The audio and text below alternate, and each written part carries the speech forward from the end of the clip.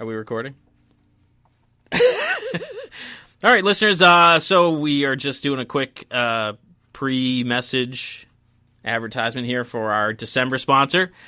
So we have Figurosity, which is a website on the interweb where you can go and draw from, I suppose they're not live models. They are 3D generated models pre-posed for you, and you can select from a wide variety of body shapes, male, female, couples, and all sorts of positions. Don't look like that. It's not dirty. It's art. Angela, always on the podcast, Angela is giving me all sorts of looks.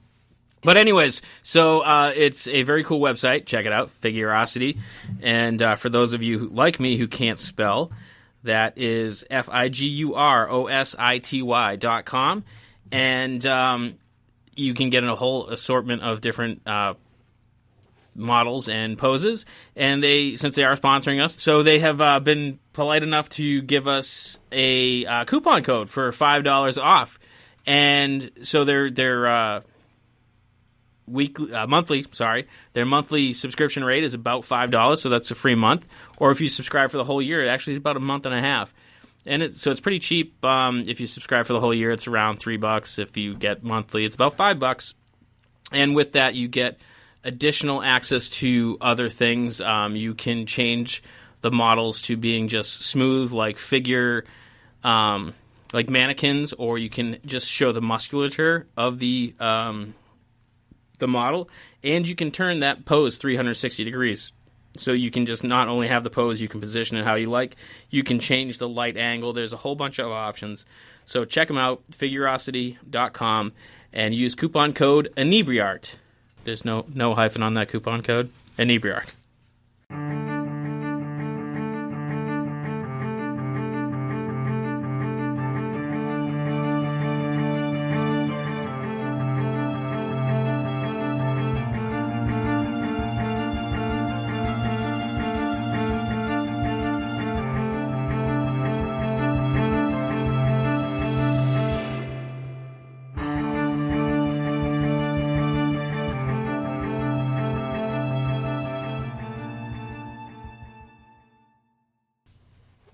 All right, welcome back, Inebriarts. This is Andy from the Inebri-art podcast. We are back again at the craft beer cellar on Main Street in Plymouth in our, the Inebriart Studios. It's the best thing to call this room, where we always record.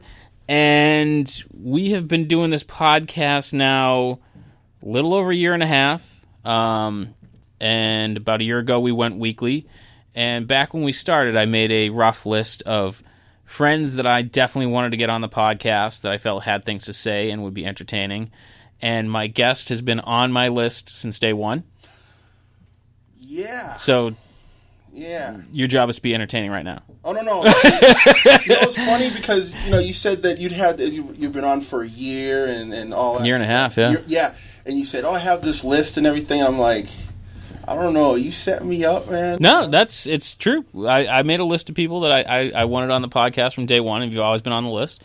Well, you can mark the end of your show because this thing is going to be like, you having me on the show probably going to torpedo the whole thing. No, it's going to get so many downloads. It's going to crash. It's going to crash Libsyn. We won't break the internet. Yeah. So we are here with Enrique Savory Jr. Yes. Better known as Zeke. Yes, sir. Or Zico. Yes, sir. Yes, family calls me Zico. Yeah. Friends call me Zeke. So Zeke. Yeah. Or Enrique. I can call you Zeke. Right? Yeah, you call me Zeke because we're friends. We go back a ways. Yeah, we met at comic conventions. Back, I would estimate, let's see, Zoe's going to be 14 this year, so probably like 15 years ago. Yeah, back when you had a store. Yeah. And I think we met like prior to me opening the store because you were making appearances at the store pretty early on. Yes. And I was trying to make it semi-regular. I tried to make it regularly, but I couldn't. Yeah. Because, a brother's budget is a brother's budget. Yeah. And, I can't get up there as much as as much as I would like to. And you are a comic artist and creator. Yes. And you have just launched a comic. I did. So what is the name of that comic? The name of the book is Triopolis. You want to give us like the elevator pitch about like what Triopolis is? Well, basically, Imagine if you will, in a world. No, it's basically about a woman who is incapable of being a mother, so she decides to be the mother of an entire city. Like infertile can't be a mother, or just doesn't have the skills. The way things shake out. Yeah. If you want to do like backstories and all that stuff, like I would end up telling that story in a backstory. Okay. How she became what she was and the whole deal. If I have the opportunity to, if the situations permit me to, I will end up telling that story as well. But it's just imagine if someone who is incapable of being a mother decides to, take this, little band of misfit toys and decide to be a mother to a whole entire city, and the backdrop takes place in an alternate universe of our own. Okay. And in which, in this particular universe, an alien invasion had taken place, like actual aliens from outer space that had taken place. It's a horrible thing that you have to clarify that. Yeah, that sucks really bad that I have to do that.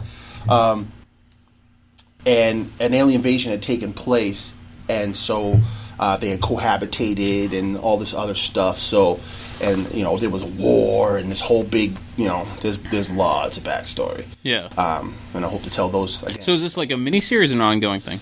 It is. It's actually a very large miniseries that would be ongoing, because we would take, how when you read The Walking Dead, it continues on, but basically, but there's like arcs in it. Yeah, there's an arc within it. It's kind of like it's going to be like that. Yeah. This first arc is like huge issue wise. It's by the time I'm done, the trade paperback is going to be like immense.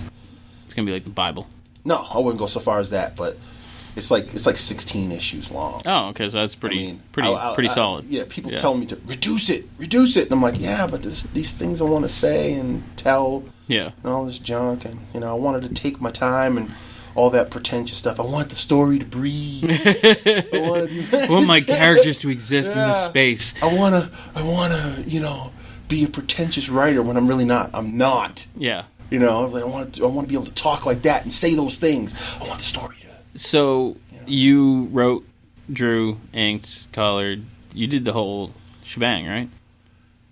Yeah, and I say it like that because it was very stressful because I co-wrote it. Yeah. Well, the story was conceptualized. It was co-conceptualized. Mm-hmm. The story itself was, and then it was written by me. Who did you co-conceptualize with, or is there some sort of legal thing you can't say that? With my girlfriend. Oh, Alan. Yeah. Shout out to Alan Bergstrom. We love Alan. Yeah. She's a sweetheart. That's, yeah. Alan goes to get Subway when you're stuck at the convention. And she goes on the coffee run in the morning. Yeah, she's the best. Yeah. And the thing is, what's funny is I don't even drink coffee, so it's like, just give me some donuts. Yeah. Something like that. She's like, just tell me what you want and I'll go get it. Okay. So how long have you been doing the whole convention scene?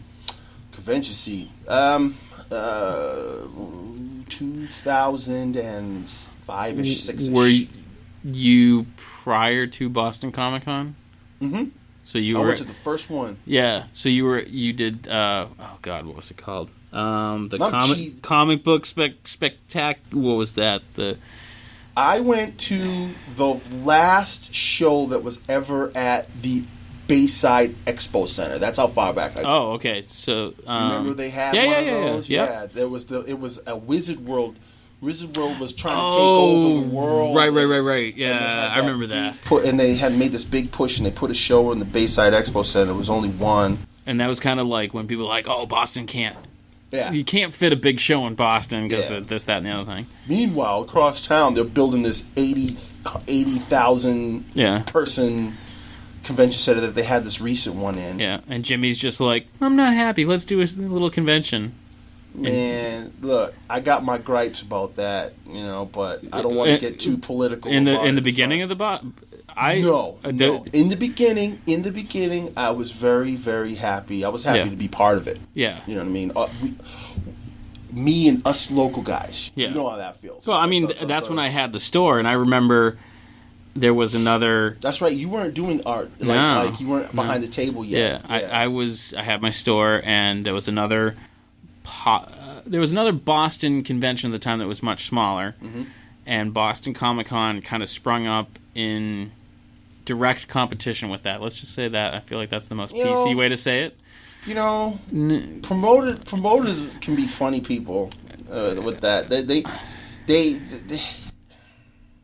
it's hard to say. It's hard to talk about it without, it's hard to talk about it without being vulgar. Right. About it, like what kind of people they can be sometimes. And then when they compete with each other. Yeah. A lot of people because there's different types of people when it comes to competition. Well, at that particular time, there was a lot of animosity between conventions and retail outlets in the area. I remember there was one retail outlet that sprung up shows in competition, like no hiding, literally in competition. And they would schedule on the same day. Weekend. And it was just this mess. Yeah, and I'm sitting there going, And then somehow out of all of that came Boston Comic-Con. Yeah, and if they truly understood how competition works, they wouldn't be so petty. Yeah. Because how competition works is, you as an artist are good at what you do. Mm-hmm.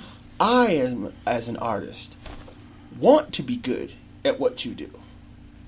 So, in order for me to get where you are, I gotta somehow close the distance between how good you are and how good I am and how good I want to be.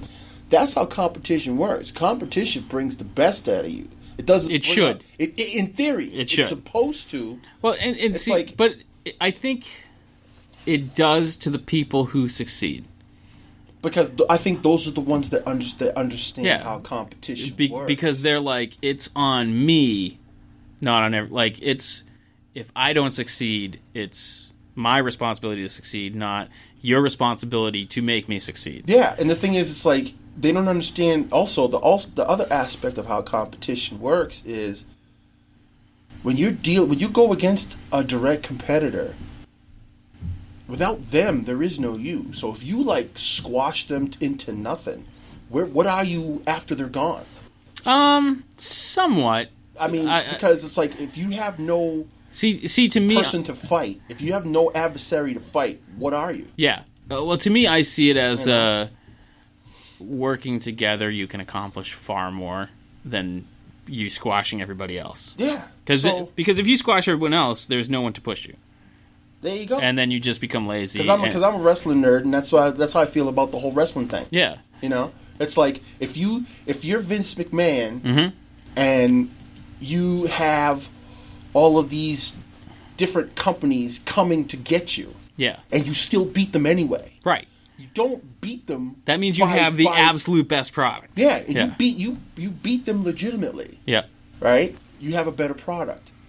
You don't have to buy them all, then destroy them all. Because he bought everything. Yeah. And then he gutted them. He just gutted everybody. Took the good stuff, threw away the crap. Yeah. Yeah, and he gutted everybody. Now he's a monopoly on the wrestling business. So and now it's like the product now suffers. Right, because there's no reason to push yourself. There's no ECW, there's no this, there's no that. See, I'm a wrestling nerd. Don't get me started. TNA was one, right? Are they still around? TNA is now Impact. I know things. My son talks about wrestling 24/7. It is Impact Wrestling. I have a hard time with that name. I always did. Because it's like, you try to say, I was watching TNA the other day, and they were like, you were in a strip club? No, it wasn't. And it's so cheap because they named it TNA because of TNA. It's like the association with the So I mean, again, when it comes to what we do as artists, we need each other. Yeah, because we have to feed off of each other. It's like there was an artist, Ken Lashley. Mm-hmm. He said to me, he'd done a critique with me.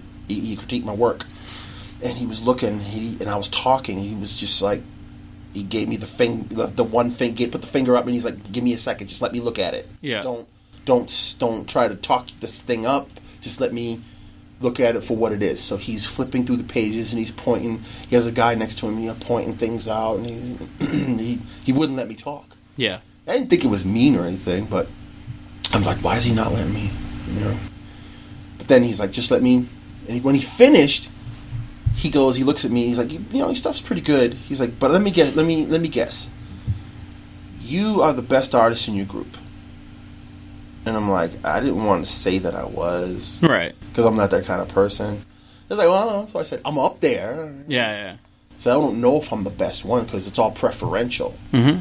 So I'm like, well, I guess I'm up there. And he's like, see, in order for you to get better, in order for you to improve, you have to get around people that are better than you. Because then you push yourself. There you go.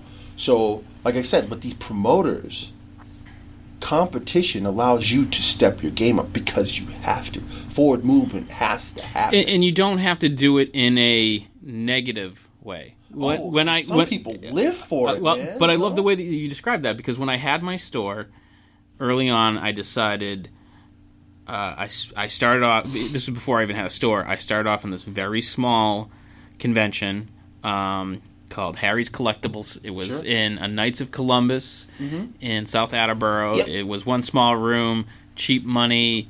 Same people show up. Same people show up every. Yep. And so I started looking around the room, and I'm like, who are the big dogs in this room? And then you kind of be like, well, that guy's got 6 tables, and this guy seems to be, is saying he's making this much a show, and so then you befriend him.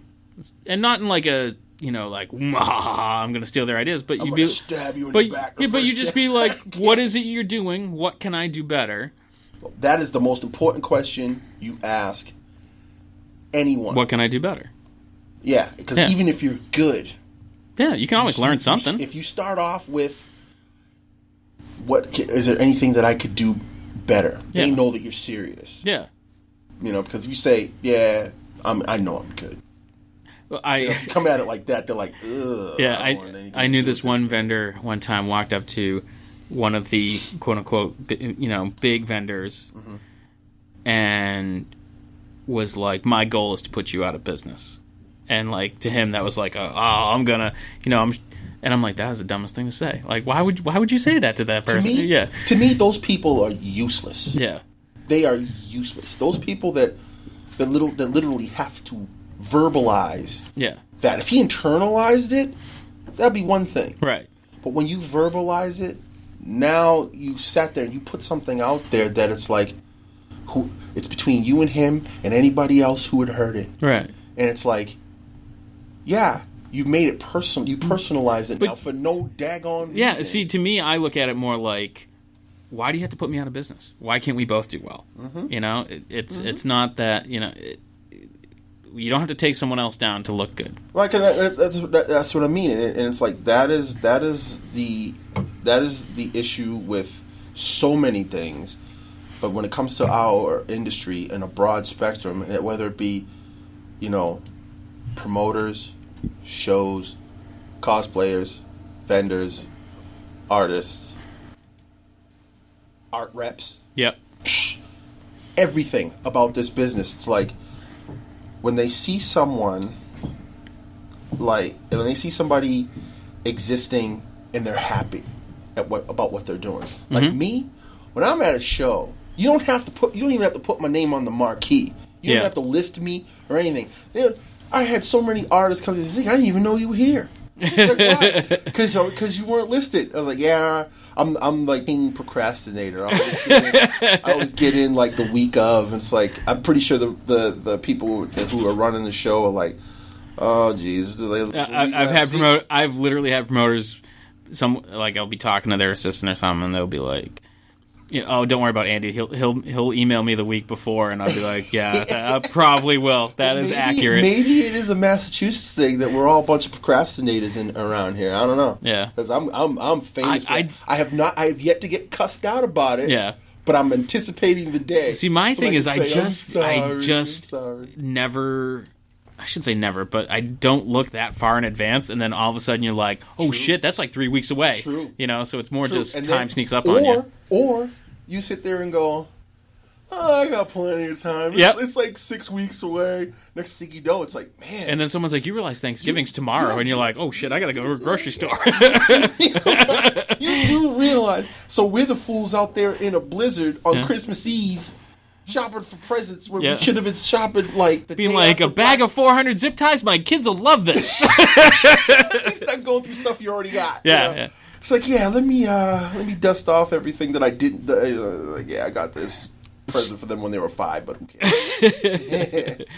So you unveiled the comic at Rhode Island Comic Con. I did, sir. At the beginning of we're recording this last day of November, so the beginning of this month. How'd it do? Was it well received? Did you get good feedback? I got good feedback. Surprisingly enough, some of the when's the movie coming out? 2000 and nah. I got good feedback from surprising sources. I mean, because Alan was able to take the book. She was working as a volunteer at the show, and so she was able to get the book into certain people's hands that normally you wouldn't be able. I would have to have gotten in line for. So, right. You know, it was like Bill Tucci got a look at it, and then she took it over to Neil Adams. Yeah. And if anybody knows anything about critiques, those two words, critiques and Neil Adams, they know that he is, you know, man, whether he hears this or not, but it's known. Yeah. That if you don't know who Neil Adams is, fucking Google it. And that's on not you. Not only that, it's like he is infamous for, like, gutting you in front of your family. Yeah. As far as critiquing goes. It's like he'll try to, like, if you have no talent, he's going to discourage you to not. Yeah. If you come back, he'll discourage you. He's one of those It's guys, Fight Club. Yes, he will beat you down to see if you come back. You can't be a member. Go away. But I don't know if it's deliberate. I mean, because he hasn't said so much as that's a deliberate thing, you know. But you hear interviews with Frank Miller. Frank Miller has that story. He's like, you have no chance. He told him he had no chance. Yeah. And then he came back. And he's like, you still stink. And he came back. And you're trash. And you came back. Yeah. And you this. And you came back. And he keeps coming back. Next thing you know, he goes the next day. He's like, all right, I know a guy. He calls up a company. He says, I got a guy. Yeah. He had pull with a lot of companies because he's a hire. He at one point was a hiring hub with his continuity stuff and he'd hire guys. So Frank Miller came in one day and he made him call. It's like, yeah, go down to Marvel or whatever, or Charlton or something. Yeah. Go down there and they'll give you, and he gets a job. Yeah. So we take the book. Alan takes the book over to Neil, and I thought that he was going to take the thing and set it on fire. You know, like blow so many holes in it that it was just like I'd be so demoralized. You know, you can't draw. Yeah. Your anatomy stinks. The colors are garbage. It's just like I just thought I'm worst case scenarioing this whole thing, and I'm painting every bad scenario that could happen. You know. And I'm like, I'm going to have to go over and choke out this old man. See, because I'd be so mad about it. But I love artists, because artists can be like, I'm really proud of this, and then tear it apart themselves. You know? We are roughest on ourselves, so if like somebody's rough on you, yeah. You know, it's like, man, you know, it's like you could take something you're proud of and someone could just take an absolute dump on it, you know? But that also comes back to that pushing yourself to get better. Yep. Like if Neil Adams did trash it, which I'm taking he didn't from the story. Nope. I was glad. that there's really two options where you can be like, fuck that guy. Yeah. Yeah. Or you can go, okay, what can I do to make it better? Sure. And the thing is, that tells you what kind of person you are, period. Yeah. Because you can either shrink to competition or rise to competition. That was what I was going to get to earlier on when I started talking about competition. There are two types of people: the ones who rise to it and get better. Sometimes it's just out of spite. You tell me I'm terrible. Spite is super powerful. Spite is powerful. We were just talking about how our life drawing pulled 40 people earlier this year, and you have been to some of our earlier ones, which did not pull 40 people. 4-ish. And 5.5. No. That whole life drawing group came out of spite, because someone told me I couldn't do it. And then I was like, no, okay. Yeah, and the thing is, all you have to do is hang on. Yeah. It's like when someone tells you that, the first thing you want to do is lash out, but all you have to really do is hang on and try to get back into yourself, because what you want to do is you want to explode with like anger and venom and all this other stuff because someone tells you you're no good or you're terrible or whatever. and then you want to just lash out back, but then, sometimes you just got to go, let me just woosah this Woosah. Let me woosah this moment, get back into myself, because I'm about to come outside myself right now. And I'm fitting to just go ballistic here. So let me just, okay, F that guy. I'm going to go and do this, and he could tell me I'm terrible and this isn't going to work out, and what he's going to do is he's not going to give me a moment's thought after that. Oh, you're gone. Yeah. Once he tells me I'm no good, he's not going to give me a moment's thought. And once he does that, I'm like, okay, I'll go around this way. Yeah. And I'm taking a route that he's not looking at. So when I reappear somewhere, he's like, oh, I see you did that. So now we can have a civil conversation, but the undertone is, yeah, you told me I was terrible. And I'm sticking this right where the sun don't shine. Have you... Because I've flat out seen people do that to artists at conventions, from the fan perspective, not from the, there's one thing when Neil Adams tells you suck. There's another thing when Joe Schmo on the other side of the table. Ooh, have you ever had that happen? I've seen it. It's not ugly. I mean, it's not pretty. It's ugly. When I had some person who doesn't have the prestige as Neil Adams roast you? Joe Schmo with his armful of comics. I've never had, to date, I have yet to have Joe Schmo roast me. Yeah.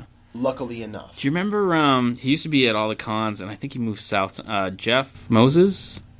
Really skinny dude, did very kind of like dark work. I'm pretty sure that's his name, but he was set up, and this kid comes up, and it was a very quiet show. It was before Comic-Cons really caught fire, and this kid's looking through his work and goes, "Nice work," and I mean that sarcastically. I thought Jeff was going to jump the table and kill him. And I was flabbergasted. I'm like, who does that? I'll tell you who does that.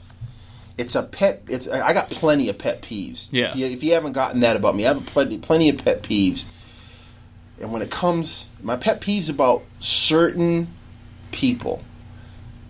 And the thing is, this thing I have about certain people, it has to do with where we are as a society or something like that. We're in a weird place where being critical is cool. If being I don't even know if being complimentary was cool, we wouldn't have this problem. I don't even know if it's critical, because I feel like you can be critical and it is cool. Like if you're like, hey, asshole, I meant that to Fish. This arm is way bigger than that arm on the same guy, and then I have to look at the drawing and go, oh, son of a bitch. Okay. Let me back that down a little bit. Okay. I retract. Not the fact of being critical is cool. It's how you are critical. It's the because people. If he told you about the arm thing, how he delivered. I mean, that's a hypothetical. I'm not saying that happened. I'm not saying I drew two arms that weren't the same size. Okay, Zeke. Okay, that's a hypothetical. Well, I'm not being hypothetical. I'm being literal.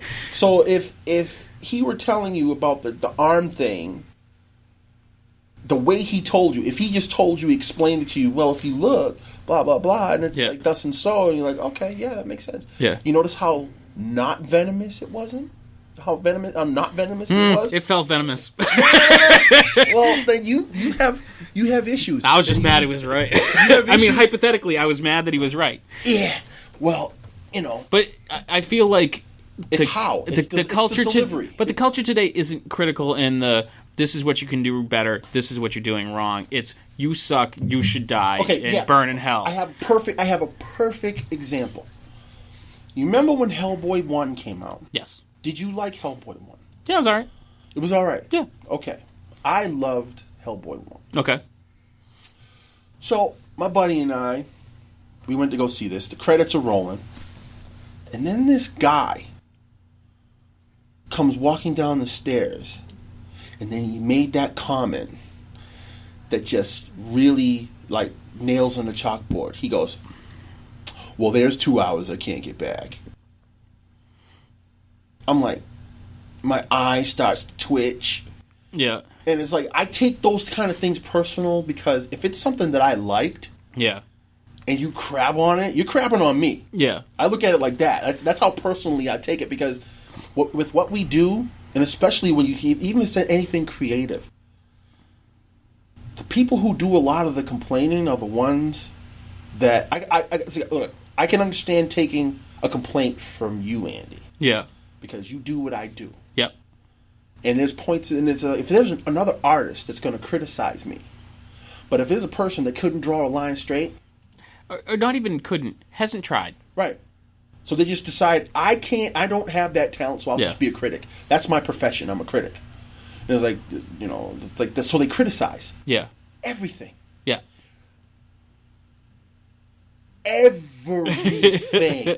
And we have too many, and you can blame the internet if you want to, but we have too I feel like many people that all they do is, they're never satisfied about anything. They never say anything positive. Anything. And like, I have friends that would sit there and say they love something one minute, and then totally rip it apart the next. Yeah.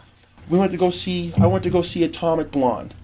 Great film. Yeah? Action film. Yeah. I loved it. Great Okay. action film.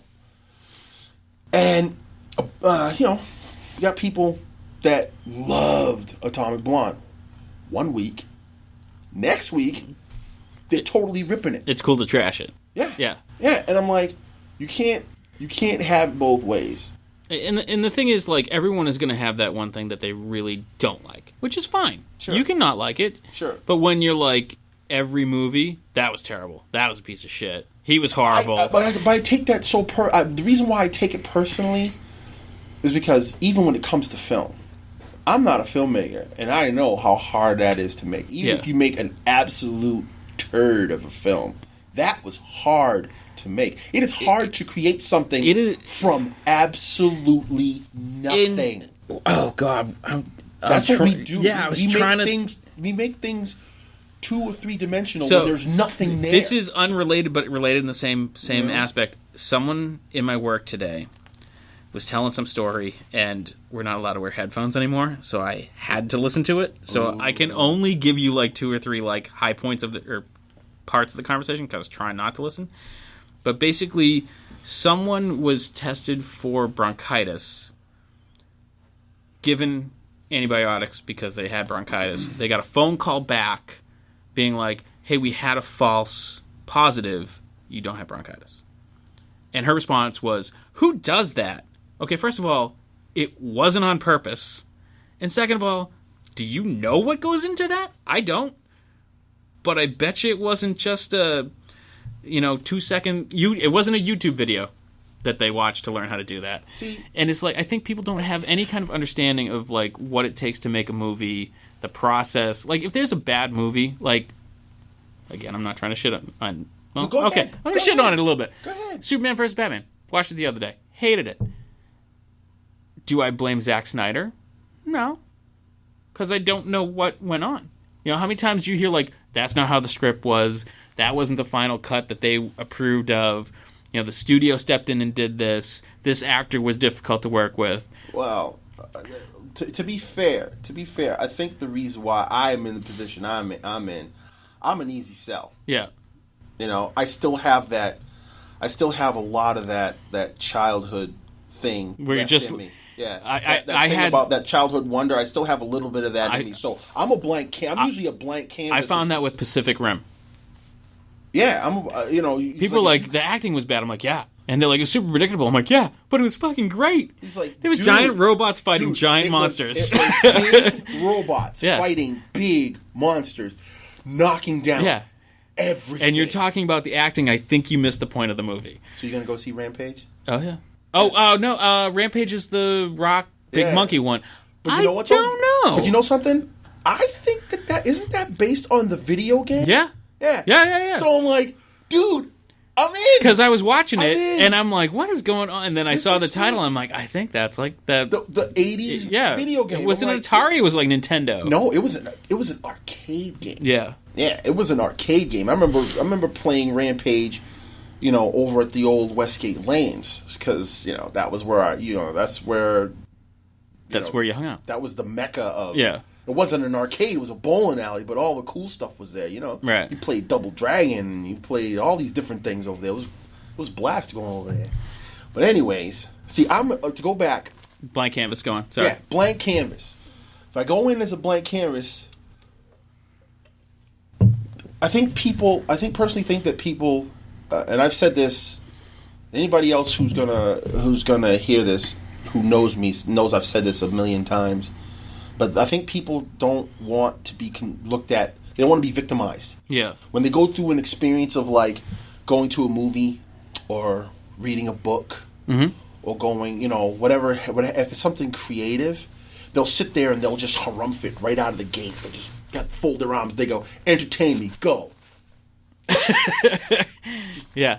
And make me laugh now. Make me laugh, go. And it better be funny. Yeah. And if it's not funny, I don't care. And it's like you're going in with this attitude of, I'm not going to like it no matter what you say. And you're not going to admit that, because to admit that would make you a jerk. So you're not going to admit You're pointing right at me. Okay? I'm really intense. Yeah, no, I know. I'm just kidding. I don't mean you, Andy. I just mean... I do not mean you, Andy. Because I didn't hate Superman and Batman. I didn't... Not so. I so far the DC movies have not been a fan of any of them. I didn't finish watching Suicide Squad. When the helicopter crash rolled like 900 times, they all got out and like kind of dusted themselves off, and I'm like, this is stupid, and I just never felt the need to put it back on. No, see, reality. You gotta suspend the reality. You gotta remember, reality is boring. I understand that, reality is boring. but there's a certain line. Sure. Where you're like, okay, that's just completely unreasonable. It's like it's beyond implausible. At least someone get a little hurt. Yeah, let somebody die in the crash. It's not them. Yeah, you're not all Superman. Yeah. They're all not. Well, okay. So let's have some dislocated shoulders that they gotta pop back in. I understand. So tape your finger together or something. I understand that, but that drives me nuts. Though you'd be with people, watching a thing, and you'd be watching TV or something, and then something unrealistic will happen. Or you have these people, something will happen on a show, and they're like, why don't they just do this? Yeah. Why don't they just do that? It's like... Because the movie would be over already. It's like, because we're not operating in reality, because when you deal with reality, you're doing something logical. The one that kills me is like when there's a crossover or two guys are facing off, and they're like, oh, he would never beat him. And you want to be like, they're not real. Yeah. So whoever beats who is based on who's writing it. Yeah. And that whole thing is like, I allow those moments to happen. I don't those little details. Those details don't drive me crazy. I don't harp on those. Spend your time. But Wonder Woman was great. When you DC did right with Wonder Woman. Well, the way I look at it like this, right? I look at the whole thing with the DCU thing or the DC Cinematic Universe. I think I got that right. DCU. Sure. DCEU. I forget what they... Sure. Right the first time. Well, the DC Cinematic Universe, the problem they're going to run into is Marvel planted the movie flag good. Yeah. First. So I went to see... They're not taking their time to catch up. They're trying to jump in. They're animated movie things. Oh, yeah. I love those. Yeah. The thing is they should have been doing the live action thing right along. But the thing is, it was a matter of whoever planted that flag first was going to succeed, and I think that whole sense of wonder thing got the flag was planted with the Avengers 1. Yeah. Because you get your Hulk, you get your Iron Man, you get all these different individual films, but then it was like the team. Well, they took the time to build the characters. Yeah. Well, they had the right writer and the right director who was both the same guy. Yeah. And so when you go to see Justice League, when you decide to go see Justice League, just know that it's like what you have to bear in mind when you go to see it. It's like, if I hadn't seen Avengers first, this movie would be pretty good. And Superman, Batman would have been better for you if you hadn't seen Avengers first. Maybe. You say maybe. I say probably. I just feel like there's some. I feel like there's some real flaws in that movie. Sure, there is, but just thing.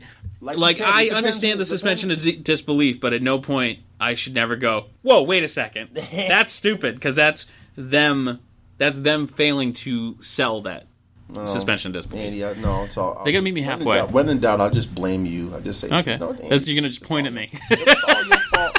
Just point really intensely at you. You need to do. So, we're here to talk about your art, which we haven't really done. That's okay. What got you into comic books?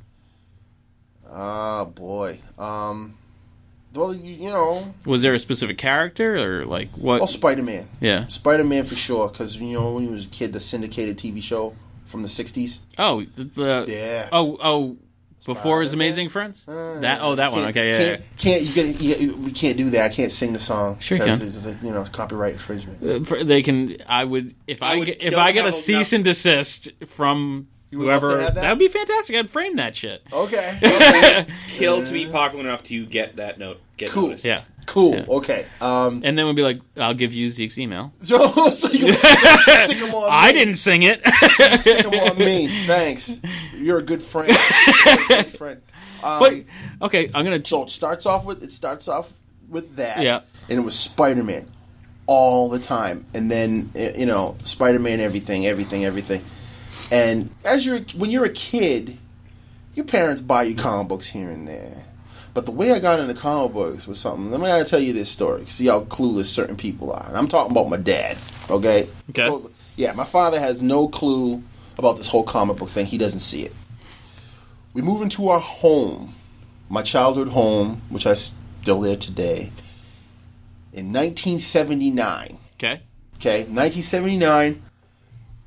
Whoever had lived in that house before, Yep. they had a 25-year-old son. Okay. And there were boxes and boxes of comic books. Okay. Okay? So in '79, You do the math. 1979. You're talking the kid is 50s, 25. 60s, yeah. Yeah, the kid's 25, so he could possibly have stuff from when Marvel hit their stride in like the 1960s. Yeah. In 1963, that's when Marvel went, pew, and they just took off. Yep. Right? And it was like, yeah, DC isn't the only thing going on around here. Now, having said that, here we go, flash forward to back to 1970. We'll go flash back to 1979. My father, my dear dad, chucked them all. No one knew.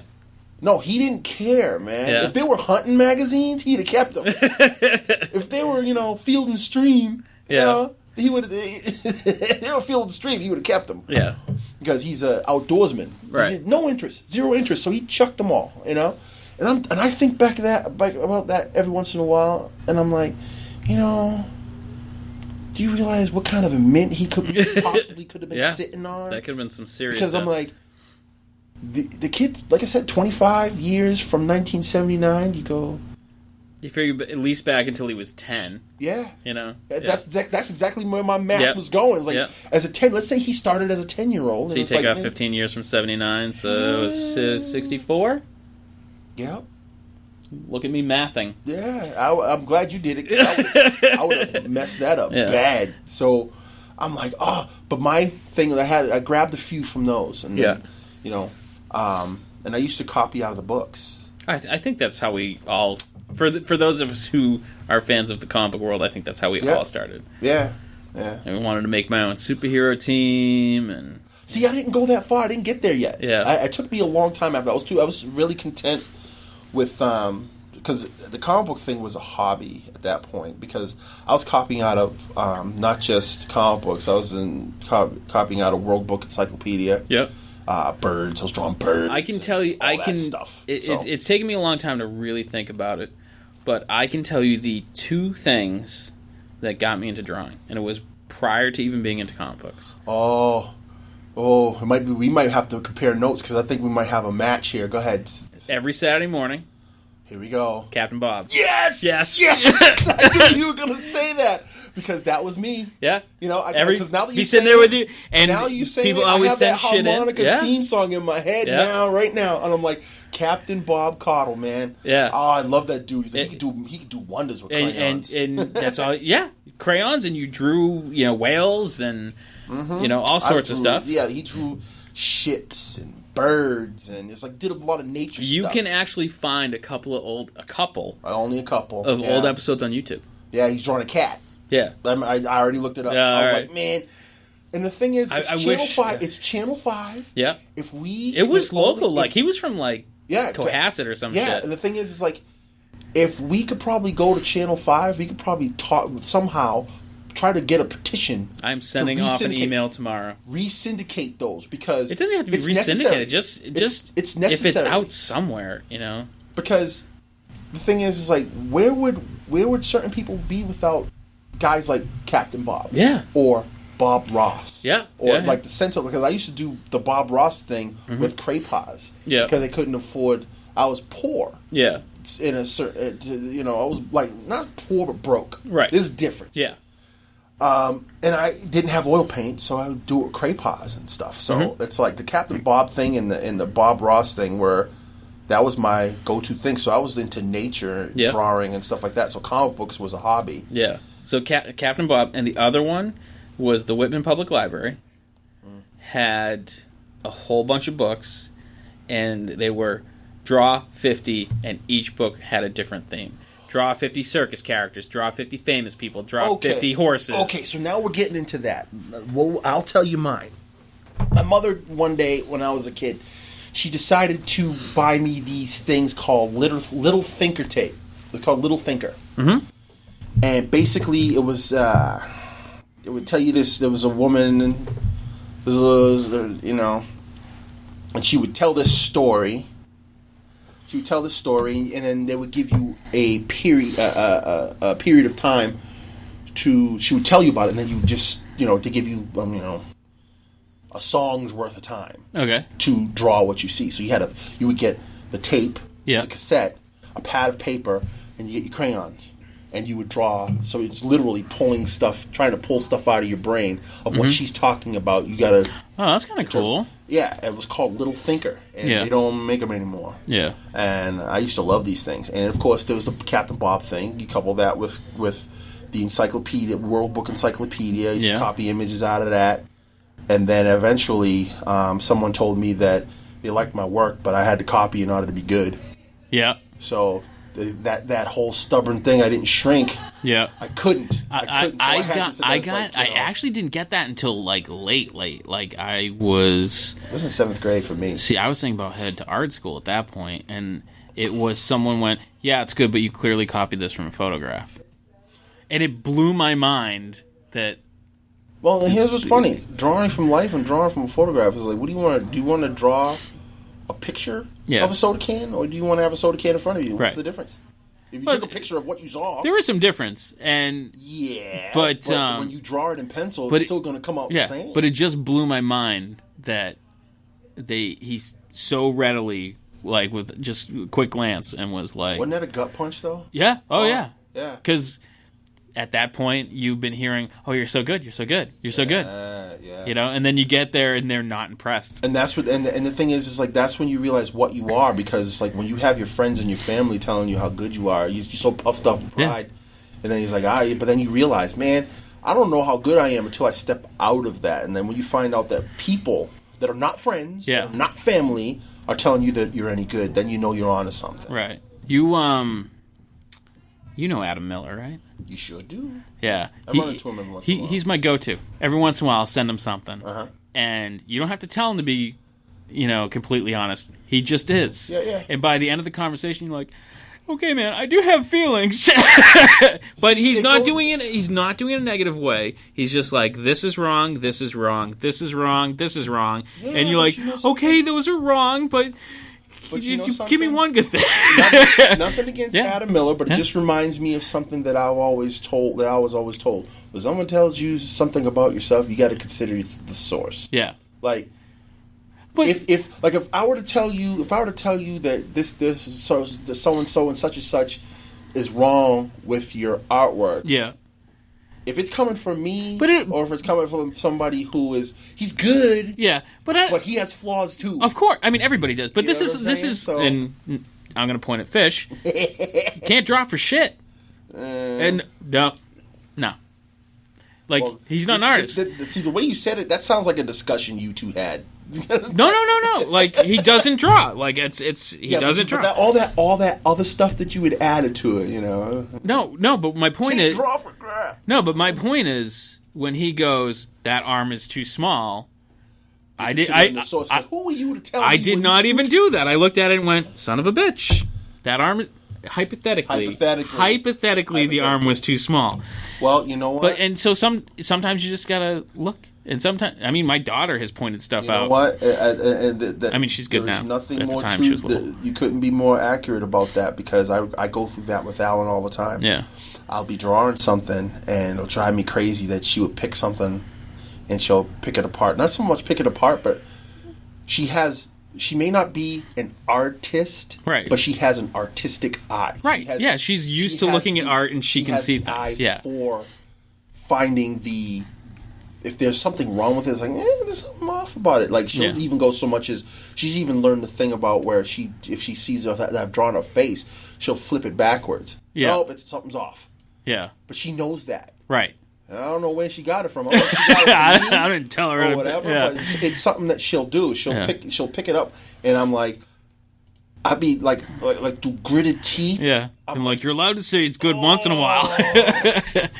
Because when we first started dating, it was like, oh, it's beautiful. Now that she's seen enough stuff, it's no longer, oh, it's beautiful. In order for her to get that reaction out of her, it has to be pretty good for her to actually say, this is good. Right. You know? But normally she's like, if she sees something off about it, she'll point it out. And through gritted teeth, I have a hard time. Nobody wants to. Yeah. Yeah, I have a hard time. I remember I was doing a job at a company and there was a piece of anatomy that was off, and she said, "Oh, the thing that it was like a hip joint. The hip was off, and the thing." And she was like, "No, there's something wrong with the hip. It just doesn't flow. It's just not right. Yeah, it's not something that you're accustomed to. It just doesn't look right." And I'm like, I'm leaving it. Then the editor gets the page. He's like, the hip is off. I'm never going to hear the end of this. And to this day, if we start talking about, well, it doesn't come up all the time, but every once in a while, she'll be like, "What's that? I was right about the hip, wasn't I?" Right about that thing. Remember that time? It's like, you really need to listen to me when I say these things. I'm not saying them to hurt you. I'm saying them because I know that you take pride in what you do, and I don't want you to make a fool of yourself. In so many words, she'll say that. So it's like, okay, all right. Like I said, through gritted teeth, I'm like, oh, I don't want to fix it, but I know that she's probably right. So I've known you for quite a while. And I feel like it was maybe 5 years ago, I found out... Give or take. Yeah. I found out you sing. Yeah, boy. That Alan can't keep her mouth shut. No, I was there. Nothing. I saw you. Where'd you see me at? It was out by Worcester. Oh, was that the powwow? Yeah. Okay, there was that. Yeah, okay. So you were part of a drum circle. Is that right? It's a drum circle. No, the circle is what they dance in. Sometimes the drum is in the middle of the circle. Sometimes it's off. Okay. It's just a drum. Yeah. It's called a drum. Okay. Native American drum. So, okay. Yeah. And but I do that. It blew my mind because it was just like Zeke draws. What's he doing? He's over there singing and playing the drum. What's he doing? It was pretty cool. How did you get involved in that? Well, it was it's one of those things where we had found our roots, our Native American roots, later on in life. Mm-hmm. For me, it was in my 20s, so it was even later for my aunts and uncles, and my mother and stuff like that. And so they decided to get into the culture more, and they found out about Native American drums, and they had joined. Other members of my family had joined a Native American drum, and then they decided to let's start our own. Yeah. And then I was kind of voluntold. Voluntold? Yeah, voluntold. I don't know if that's a word, but that's my word. If anyone has any kind of reasonably sized family, they understand voluntold. Voluntold is when you get volunteered by someone else. You unwillingly volunteered. Yeah, so someone comes up to you and goes, "I volunteered you for this," and you're like, "Wait, how can you do that?" Yeah, usually by an older person. Yes. you know, like your mom or an aunt or an uncle, an intimidating uncle. Yep. It's like, you're doing it. That's it. It's like, I guess I'm doing it. So you get voluntold, and we ended up doing this drum thing, and I was doing it for a while. I'm not really doing it nearly as much, if not at all, these days. I kind of stepped aside and tried to work more on my career in art, so it allowed me to actually do the book, spend more time doing the book now. Yeah. So it was pretty great. I haven't done it in a couple of years. I was impressed. So you're gonna sing for us now, right? Oh no! No! You want Alan said you were gonna. No. Listen. You know what's gonna happen? She's gonna be miffed at you that you said it. Because you know you're fibbing. I know, but fibbing. I am. Don't try to leverage my girlfriend against me, man. That's cold. Shit. Oh. Yeah, nice try, chum. So if our listeners wanted to check out your book, where can they find it? Is there a site? Is there a Facebook page? You can find it. At indieplanet.com. And if you decide to buy it, they will print one up and send it directly to your house. So you pay for the cover price plus shipping and handling. So it's Triopolis, #1, and it's at indieplanet.com. Do you have a tentative release date for issue 2? No, just sometime. You know, it's funny because of the fact that I don't have help. Yeah. It's kind of like it's coming out when it's coming out. Yeah, and it's terrible business. I know that it's terrible business. I should have put out issue 1. How Kevin Smith of you! I should have. See, now you're hitting low. First of all, Kevin Smith does okay. Yeah, he does okay, but you know, it comes out when it comes out. He's Kevin Smith though. He's gonna do what he's gonna do, how he's gonna do it. So yeah, I guess I Kevin Smith. Yeah, I mean, I didn't mean it as an insult. That's just, okay. It comes out when it comes out. I mean, now that I'm thinking about it, all right, thank you. No. We should all be as successful as him. Yeah, yeah. I mean, like I said, because I'm wearing so many hats on the thing. Yeah, it's not gonna. It's gonna take a while to do an issue, but if I had help, that would be good.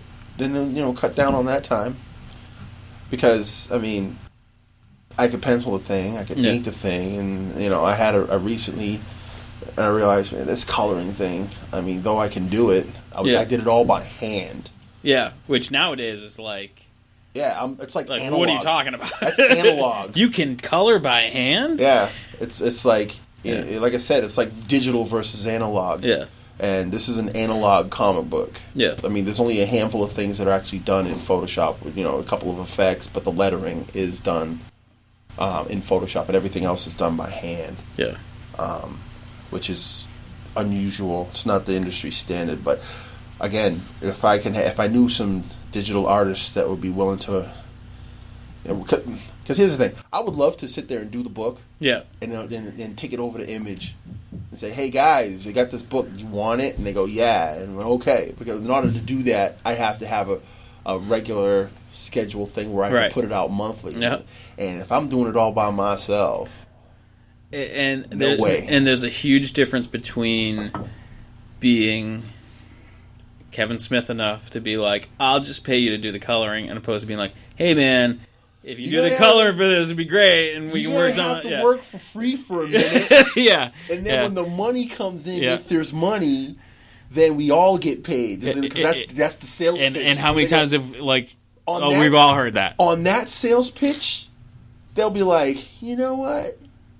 Absolutely not. Yeah. I wouldn't do that. You couldn't, no. I got bills to pay, got kids, blah, blah, blah.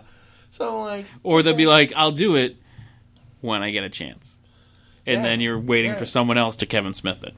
Yeah. Yeah. Yeah. So, and then you gotta make it a turn into verb. Don't Kevin Smith I'm just gonna do it in hopes that he hears it, because he's the type of guy that would retweet or share that, being like, I'm a verb.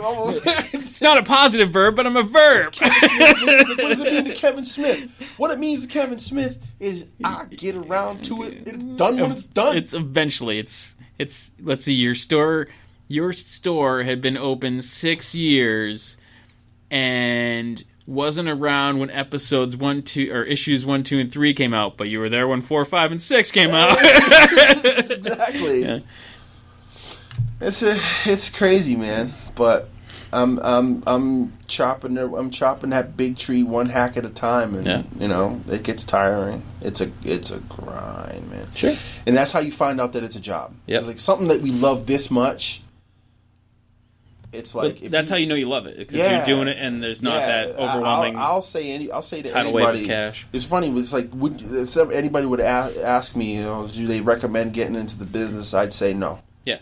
And the reason why I say no, it's that Neil Adams thing. Well, I'd say no. I would say no because it's like, do you want to be happy or do you want to make money? Yeah.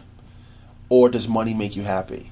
Because if money makes you happy, don't do it. There's only so many places on the bus for those happy people that are doing comic books that are making money so they can be happy doing what they love. There's only so many people, there's only so many spots on that bus. Yeah. The rest of us, we're just a bunch of working schlubs trying to get there and kick somebody off that bus so we can get on that bus. It's not, not easy. The owner Tatum, the owner of the beer cellar Tatum, says people come in all the time being like, oh, you're so lucky, you get to write your own check and you get to make your own hours. She goes, I make my own hours, all of them, and my check is whatever happens to be left over. Yeah. And it's like that's what it is. It's a grind. It's not a cakewalk. And you ought to know better than I would, because you were a business owner. Yeah. That if things aren't working out in that business, it's going to hurt your pocket bad. Here is the defining difference. I've worked both. And you would probably tell somebody no too. Don't do it, man. Oh. Don't do it. Yeah. If you value your stress level, if you value money, if you're not willing to work 14 hours a day, forget it. Yeah. But you have the difference between being a business owner and working for a business is when you work for a business and it's snowing out and no one's coming in, you're like, sweet, easy day. Mm-hmm. When you're a business owner, you're like, how am I going to pay the bills? Right. Where is everybody? Why aren't they coming in? Everybody starts calling in on you. You're like, oh, that means I got to go in and do. I mean, like where are the customers? Why aren't they here? Where are the people? I want to work. I need to work to make the money. Because I got here in the stupid snowstorm and nobody wants out to there shoveling the driveway because your landlord's on vacation and the plow guy forgot about it. Hypothetically. Yeah, I'm saying, are you getting that salty face going? Yeah. No, actually, the landlords were great there, but they went south for like a month. Fish, you see his level start to rise, man? His face was getting redder and redder. I don't know. Next thing you know, he's going to stop pointing at me. I don't know if you remember. I'm pointing at him now. He's pointing at me now. There was the parking lot that then dipped off drastically into like this backyard area. And one day I pulled into the parking lot that hadn't been plowed, and I stepped on the brakes, and my car didn't stop and was like headed towards the. I don't know. I'm just like, I'm gonna die. I'm gonna die. This is it. This is it. It's been a good run. I'm about to walk. It's been a good run. There's no convenient like snow dumpster to stop. Listen, I saved your life that one time. That's a totally different story. It was great. Yeah. Okay, we should probably wrap up. It's an hour. All right. Don't pressure us. I'm producing. Producers. Nag. So it was a fast hour though. Yeah, it's been a lot of fun. I'm glad we finally got you in here. So our listeners can follow us on Twitter at Inebri-art. They can find us on Facebook. They can go to Inebri-art.com. They can email us at Inebriart@yahoo.com and ask when the Captain Bob memorial programming is going to be back online, because I'm going to email that out tomorrow. You going to petition I'm going to email it tomorrow and be like, hey, do recordings of this exist? Do it. I love sending out random emails. The internet is so great now, because you can just send out an email and be like, hey, I noticed you guys have this museum. Can we come down and record? And sometimes you get nothing. Sometimes you get... Because it would be so awesome. I mean, they could re-syndicate that.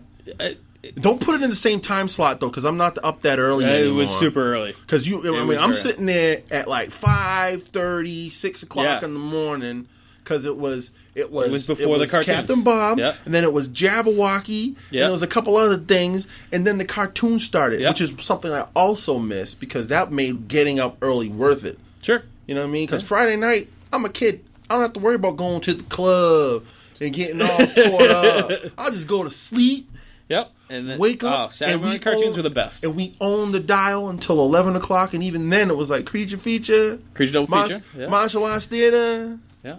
Then it was like, I'm a sports geek, so then it was football. So I was like, I was good. Yeah, see. I was good. At that point, I was outside. I owned the At that point, TV. it was Candlepin Bowling. When it was Candlepin Bowling, it was click. That was Creature Double Feature time. Yeah, it was Creature Double Feature time. After and then, my time. I had to bring Zeke on so I could say Creature Double Feature and Creature, not just get Creature. Wasn't it, at one point was Creature Double Feature, or was it just Creature I think Double it was just Feature? Creature Double Feature. For some reason, might I have remember been. them going Creature Double Feature. But like Creature Double historically Feature. on this podcast, something like that comes up and the person just stares at me blankly. Oh, and I'm no, like, wait, man. how old are you? And they're like, well, I was born in 2001. I'm like, get the fuck Get out of my! the Get podcast. out of my!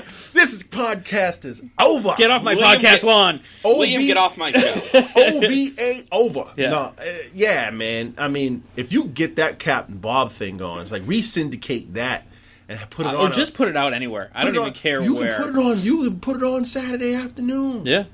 You know, I'd be like, I don't want him to put it. No, because I don't watch TV. I want him to put it somewhere where I can download it or put it on YouTube. Put it just anywhere. Like, do that. Yeah. All of Bob Ross is on YouTube right now. Yeah. Then why the hell did I buy the box set then? I know. Dang! Sucker. I literally fall asleep to Bob Ross. We have to end this. It's over an hour. Not until Did you know that man was a drill sergeant? Yeah. That was great. Imagine getting cussed out by Bob Ross. The reason why he is that way is because he probably had so much aggression. Well, he flat out said he never wanted to yell at anyone again. So he's like, I'm doing trees. I'm painting trees and I'm giving going them to a be friend. the mellowest human being ever. Oh, We're over an hour. We have to end, Fish. Stop talking. producer. This guy just yak, never shuts up. Producers. Yeah. You know they are. Silent. No, no. Don't worry, you're gonna edit this down to an hour anyway. You're gonna No, chip it'll probably away go at up the way it is. No. I'll hack some stuff out. Like you doing the outro an hour after we recorded an outro. it. Well, you go Do ahead. the outro. You go ahead and You outro did. so we can just All like. right. So, Zeke, thanks for coming in. Thanks for having me. And it was fun. Yeah, and everyone, thanks for listening. Is that good enough for you? All right, thanks for listening to our podcast. Don't forget to check out our other podcast. There's the Bar Talk podcast, there's Old Colony Cast, and of course the Inebri-art podcast along with Jam Packed. You can find all those on Stitcher, iTunes, SoundCloud, YouTube, pretty much anywhere podcasts are found. If you're on some sort of service and you can't find it, let us know, and we'll help you out and or add our podcast with that too. You can contact us at Inebriart@yahoo.com and follow us on Facebook as well as Twitter at Inebriart. And feel free to send us some tips, ideas, advice, hate mail, whatever it is, you can get us there. And again, thanks for listening.